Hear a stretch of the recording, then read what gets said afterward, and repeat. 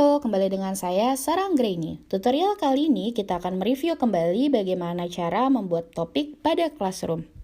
Pertama, pastikan bahwa Anda sudah login ke akun edukasi Anda. Kemudian di sudut kanan atas klik pada titik 9 dan pilih ikon Classroom dari daftar.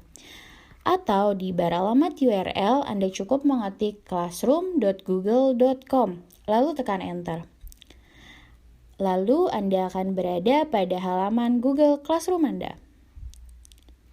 Klik kelas yang Anda tuju. Klik tugas kelas pada bagian tengah atas.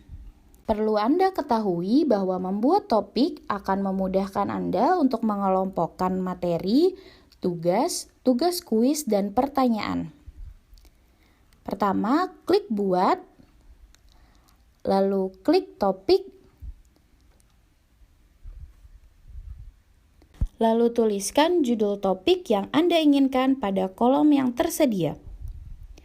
Misalnya, kali ini saya akan membuat judul topik tutorial. Lalu klik tambahkan. Anda sudah dapat mengelompokkan materi, tugas kuis, dan pertanyaan dalam topik ini. Sekian tutorial kali ini, semoga bermanfaat. Sampai jumpa pada tutorial berikutnya dan subscribe channel kita agar dapat menyaksikan tutorial seperti ini. Terima kasih.